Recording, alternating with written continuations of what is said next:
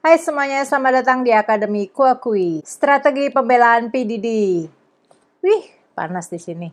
Yang menjadi pertanyaan pada kasusnya PDD adalah bagaimana cara PDD membela dirinya dan strategi apa yang akan dipilih oleh tim pengacara PDD. Banyak nih tuduhannya, tapi yang jelas hal yang dilakukan pengacara PDD dalam membela kliennya adalah mengambil pendekatan publik dengan membantah klaim dan menantang kredibilitas yang dituduhkan kepadanya. Jelas hal ini akan menghancurkan reputasi. Karena ini menyangkut nama baik kliennya, maka pengacara PDD menyatakan kalau PDD tidak bersalah. Hal ini sebagai upaya untuk mempengaruhi publik untuk dapat melihat sebagai orang yang telah diancam dengan berbagai macam cara. Salah satunya adalah kasus yang sudah terjadi begitu lama tahun 1991 di mana ada seorang klien yang bernama Joy Dickerson Neal. Saat itu statusnya masih sebagai mahasiswi. Didi membantah, mengklaim tuduhan itu sengaja dibuat-buat untuk perampasan uang. Ketika acara liburan sekolah tahun 1991, Joy Dickerson Neal yang saat itu masih berstatus mahasiswa setuju dengan enggan untuk makan malam bersama dengan PDD. Didi sengaja memberikan obat bius tanpa sepengetahuan Joy dengan menumpahkan minumannya sehingga Joy pergi ke toilet untuk membersihkan dirinya dan sementara Didi memasukkan sesuatu ke dalam minuman Joy yang membuat Joy dalam kondisi fisik yang menyebabkan Joy tidak dapat berdiri maupun berjalan sendiri. Mengenai video rekaman, pengacara PDD berargumen, bukti rekaman tersebut bisa saja dibuat-buat atau ditampilkan di luar konteks dengan tujuan untuk menciptakan keraguan mengenai kebenaran tuduhan tersebut. Pengacara dari Didi juga yakin tuduhan ini semua mempertanyakan motif dan tuduhan hukum ke uang daripada kesalahan yang sebenarnya. Ditambah dengan banyaknya penggugat anonim yang mempersulit persidangan. Masalahnya, seluruh dunia ikut menyaksikan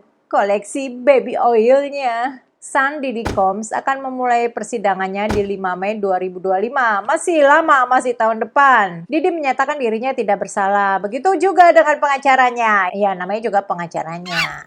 Jadi berulang kali ditegaskan kalau PDD tidak bersalah. Dan menyebut tuduhan terhadap PDD adalah keliru dan fitnah. Dalam kasus pidana federal, Didi dituduh melakukan penculikan, pemberian obat bius, dan memaksa perempuan untuk memenuhi hasratnya di bawah ancaman dengan senjata api atau kekerasan lainnya. Ada lebih dari 100 orang yang menggugat PDD atas penyerangan seksual, pemerataan, dan eksploitasi seksual, termasuk beberapa di antaranya berusia masih di bawah umur dan bahkan ada yang masih 9 tahun. Tuduhan serius yang dilayangkan ke PDD termasuk tuduhan human trafficking dan sejumlah pelanggaran. Nanti berikutnya di dalam pengadilan tersebut, penuntut berencana akan mengeluarkan bukti-bukti substansial seperti catatan digital, bukti fisik, serta kesaksian lebih dari 50 saksi. Yang jelas bukti ini bertujuan untuk memberikan gambaran detail dan komprehensif mengenai tuduhan terhadap kegiatan kriminal Didi.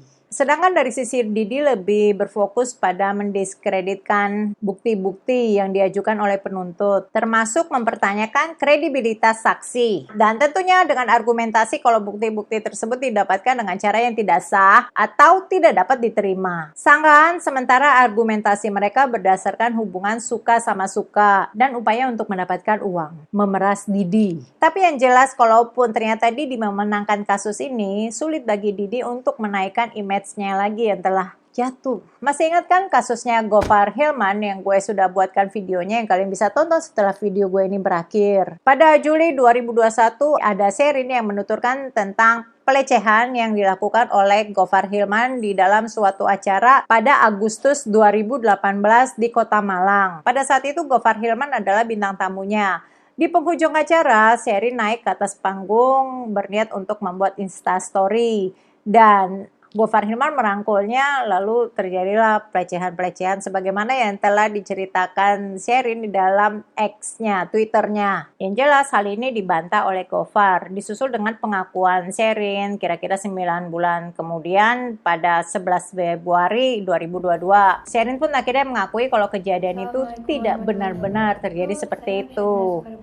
Ia terinspirasi dengan maraknya pemberitaan di media sosial tentang kejadian serupa, pelecehan seperti itu. Dampak dari kejadian ini, Gofar pun dikeluarkan dari manajemen Lawless, perusahaan yang dibuat oleh Gofar sendiri bersama dengan teman-temannya. Juga semua sosmed Gofar, termasuk YouTube, Instagram, Twitter, yang menjadi sepi seketika. Bahkan setelah pengakuan Sherin ini pun, Gofar masih merasakan dampaknya. 20 Mei 2022, ketika Gofar menjadi penyiar resmi dari Radio Prambors, dalam waktu hitungan hari, Gofar berhenti menjadi penyiar karena adanya petisi penolakan Kenapa Gofar. Terima kasih sudah nonton, jangan lupa like dan subscribe. Stay safe and stay healthy.